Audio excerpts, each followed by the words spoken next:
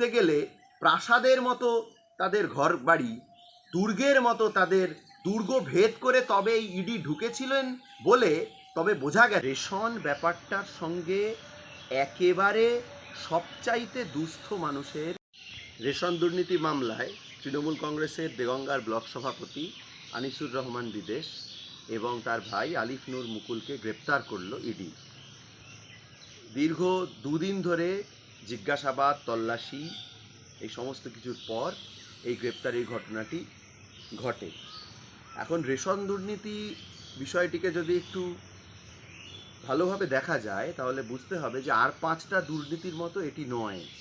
এর আগেও আমাদের প্রাক্তন খাদ্যমন্ত্রী জ্যোতিপ্রিয় মল্লিকের গ্রেপ্তারির পরে আমরা যে বিষয়টি নিয়ে বারবার বলার চেষ্টা করেছিলাম যে সবচাইতে অসহায় নিপীড়িত মানুষের জীবন এবং বেঁচে থাকার অধিকার যুক্ত রেশন দুর্নীতি বিষয়টি এমন, ধরা যাক যখন 2020 সালে প্রথম লকডাউন ঘোষিত হলো, মাত্র 4 ঘন্টার নোটিশে লকডাউন ঘোষণা করা হলো, তারপর মানুষের কাজ গেল।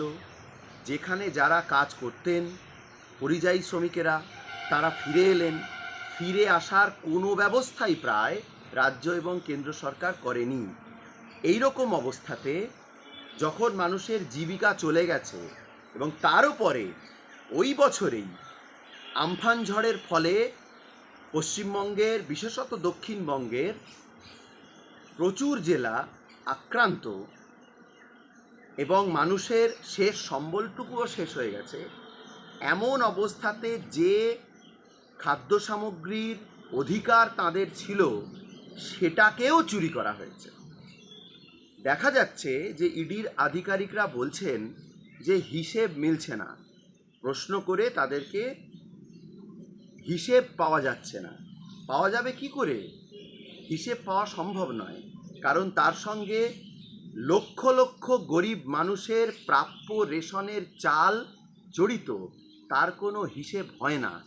যখন চাল চুরি করা হয়, চালচোরদের চালচোর বলা হলে তাদের অপমান হতে পারে, রাগ হতে পারে, কিন্তু আমরা বারবারই এই কথা বলে এসেছি যে এদের শুধু চালচোর বলা যায় না, কারণ চালচোর বললে অনেক কম বলা হবে। মানুষের শেষ সম্বলটুকু যখন শেষ হয়ে গেছে, যখন লকডাউন এবং আমফান ঝড়ের ফলে মানুষ একেবারে শেষ অবস্থায়, সেরকম পরিস্থিতিতে বড় বড় নেতা হয়ে এরা যখন রেশনের শেষ সামগ্রীটুকুও চুরি করে নিজেদের বিলাসবহুল গাড়ি বাড়ি এ সমস্ত বানায়, তখন তাদেরকে চালচোর বললে কম বলা হয়।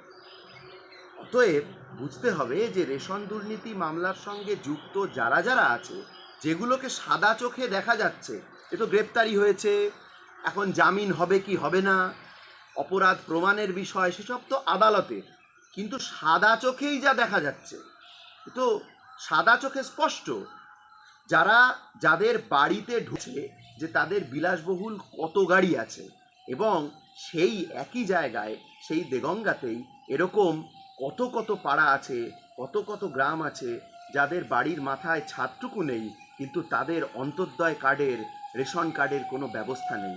তারা তাদের প্রাপ্য জাতীয় খাদ্য সুরক্ষা আইন অনুযায়ী প্রাপ্য রেশন তারা পান না।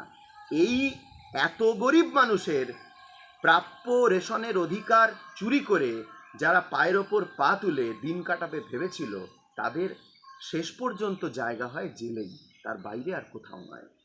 এছাড়া রাজনৈতিকভাবে দেউলিয়াপানা না থাকলে যে কাণ্ডগুলো তারা করেছেন বিরোধী রাজনৈতিক দলগুলোর ওপর, বিশেষত এই রিসেন্টলি একটা হুইপ জারি করে দেওয়া হয়েছিল প্রতিটা গ্রাম পঞ্চায়েতে যে বিরোধী রাজনৈতিক দলের মেম্বার যেখানে আছেন তাদের কোনো কাজ দেওয়া যাবে না। বিশেষত আমাদের ইন্ডিয়ান সেকুলার ফ্রন্টের যেখানে যেখানে যত মেম্বার আছেন, হুইপ জারি করে দেওয়া হয়ে গেছিল যে তাদের যাতে কোনো রকম কোনো কাজ না দেওয়া হয়।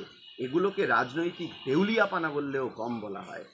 শেষ পর্যন্ত এইসব স্বৈরাচার বাংলার মানুষ কোনোদিন মেনে নেয়নি, মেনে নেবে না।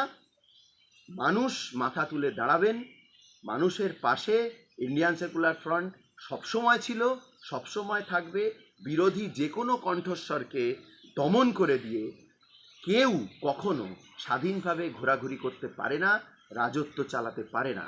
2020 সালে আমফান ঝড়ের পরে যখন দেগঙ্গার সাধারণ মানুষ বিডিও অফিস ঘেরাও করেছিলেন তাদের ন্যায্য দাবি দেওয়া নিয়ে, তখন এই আজকের তৃণমূল ব্লক সভাপতির নেতৃত্বে তাদের গুন্ডা বাহিনী গিয়ে সাধারণ মানুষের ওপর অত্যাচার করে মেরে তাদেরকে জেল খাটায়। এদের জায়গা জেল ছাড়া আর কোথাও হতে পারে না। ইতিহাস প্রমাণ করেছে বারে বারে, যুগে যুগে স্বৈরাচারের পতন হবেই, আজ নয়তো কাল জনগণই শেষ কথা বলবেন। এবং সবথেকে বড় কথা, আমি আবারও বলছি, অন্যান্য আর 5টা চুরি আর রেশন দুর্নীতি দুটো সুসম্পূর্ণ আলাদা বিষয়।